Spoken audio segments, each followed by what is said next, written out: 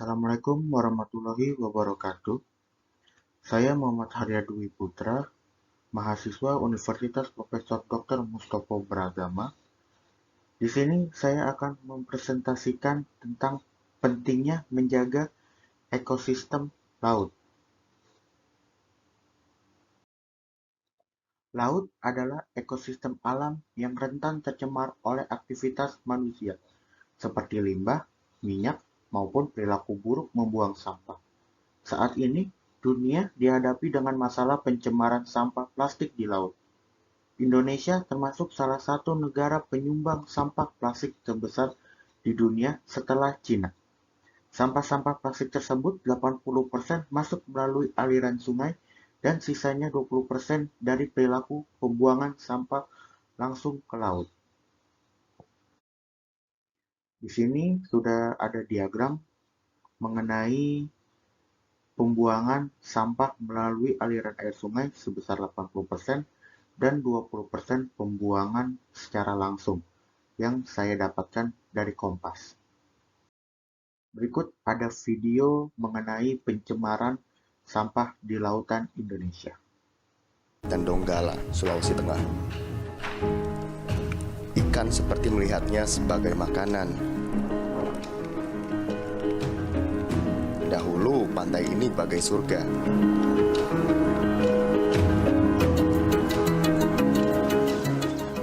Atau bangau yang kelaparan mencari makan di antara sampah yang tersangkut di bibir sungai menuju Laut Jakarta. Sampah-sampah ini terbawa aliran sungai mulai dari hulu. Padang Lamun, habitat ikan untuk regenerasi. Di sebagian perairan dangkal Kepulauan Seribu sudah dijajah sampah. Meskipun bagian lain masih dalam status baik. Bahkan, sampah sudah mengendap di kedalaman 10 meter. Apakah sampah-sampah ini pantas hidup berdampingan dengan terumbu karang yang sedang sekarat?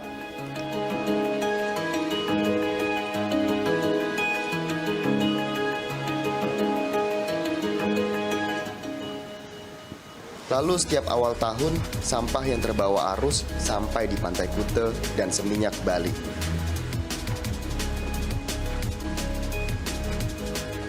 Atau Taman Nasional Komodo yang mulai terusik sampah.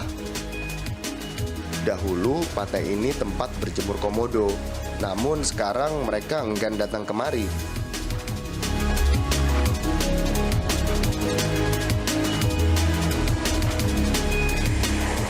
Bergeser sedikit ke Pantai Pink, arus membawa sampah hingga ke bibir pantai.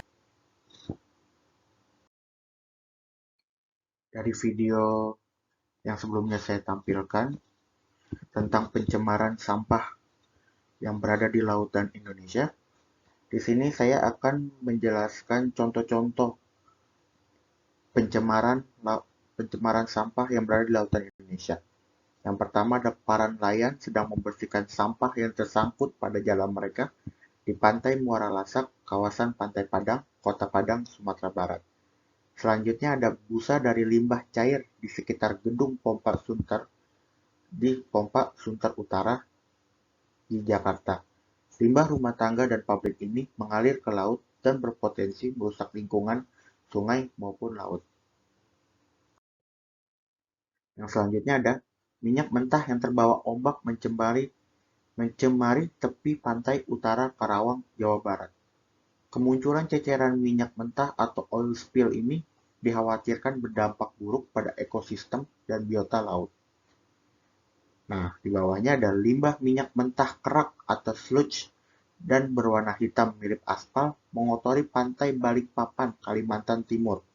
Dampaknya langsung terasa berupa matinya sejumlah biota laut. Nah, selanjutnya ada kedua anak kecil ini sedang mencari mainan di tumpukan sampah plastik yang mengotori pantai Huntete di desa Kulati, Tomia Timur, Wakatobi, Sulawesi Tenggara.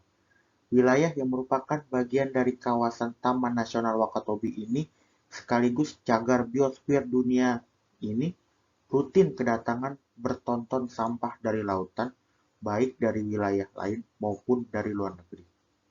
Sampah, khususnya plastik, membuat wilayah laut di kawasan ini tidak lagi bersih.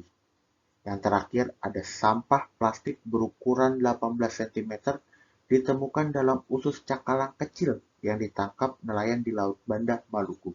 Sampah plastik itu ditemukan dari ikan yang dibeli di pasar Mardika, Ambon.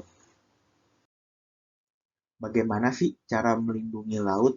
Yang pertama ada stop, membuang segala jenis sampah ke laut, terutama sampah yang sulit diuraikan, misalnya sampah plastik. Yang kedua, mulai menyadari pentingnya ekosistem laut besertai keseimbangannya yang bermanfaat bagi kehidupan manusia. Yang terakhir, ingat, berani mengingatkan diri sendiri dan orang lain di sekitar kita mengenai pentingnya menjaga kebersihan laut.